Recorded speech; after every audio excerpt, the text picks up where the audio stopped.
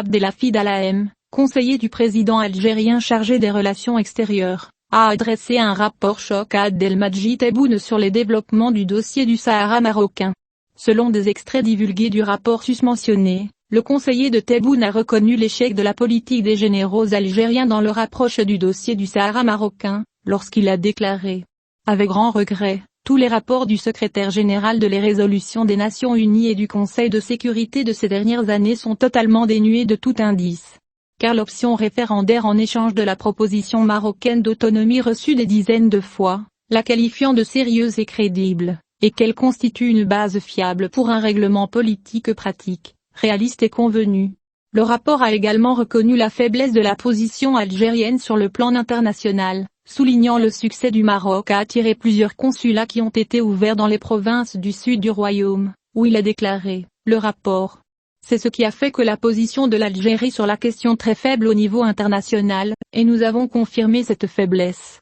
Dans le phénomène croissant d'ouverture de consulats des pays du désert, le rapport choquant des militaires de l'Algérie sœur évoque également l'échec catastrophique au sein de l'Union africaine. Ce qui a aggravé les choses, c'est que l'Union africaine, qui était pour nous un point fort dans la défense de notre thèse sur la question du Sahara, a fini par reconnaître que le processus politique est une affaire exclusive gérée par les Nations Unies et non par un autre organe international ou régional. Le responsable algérien a évoqué le dynamisme économique lancé par le royaume dans les provinces du Sud, qui les a favorisés au niveau international et régional, et a déclaré à cet égard: aussi, le Maroc a lancé une série d'immenses projets dans le désert qui ont contribué à la création d'activités économiques, commerciales, agricoles et industrielles, et c'est ce qui a fait la position marocaine. Elle se renforce au niveau régional et international, ce qui a fait que l'option référendaire, que nous avons toujours prônée et dépensé notre précieux et précieux pour elle, complètement abandonné l'ordre du jour des Nations Unies.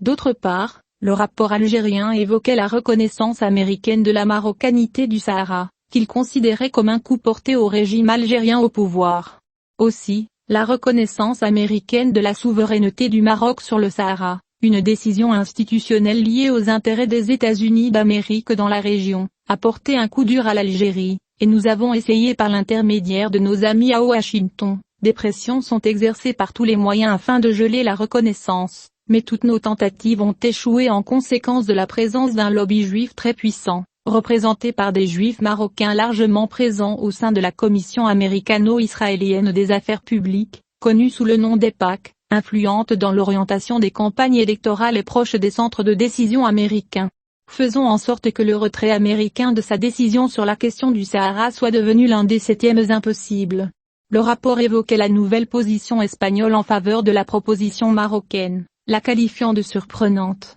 et déclarait: la position espagnole pour soutenir la proposition marocaine au Sahara était surprenante et choquante pour l'Algérie. Mais nous avons échoué dans notre but parce que Rabat avait des cartes de pression qu'il jouait de manière professionnelle et fermait ainsi face à la diplomatie algérienne toutes les voies possibles pour geler la position espagnole. En conclusion, le rapport divulgué a averti le président algérien de la nécessité d'adopter une approche nouvelle et réaliste de la question du Sahara marocain, qui tienne compte des intérêts supérieurs de l'État, et a déclaré dans ce contexte: le moment est venu de cristalliser une vision réaliste du dossier du Sahara, qui requiert l'intérêt suprême de l'Algérie, qui ne peut rester stationnaire à un certain point. À travers le rapport susmentionné, le conseiller a appelé son patron à construire de nouvelles alliances, à la lumière des changements internationaux qui s'accélèrent, comme il l'a écrit. Nous voyons chaque jour des fluctuations radicales dans les alliances mondiales afin d'atteindre l'intérêt personnel, et au milieu de ces changements, nous sommes amenés à définir un angle, une zone nette à travers laquelle l'espace régional peut être bien vu, alors que les conflits internationaux sont devenus plus féroces dans une région dont nous représentons la plus grande partie,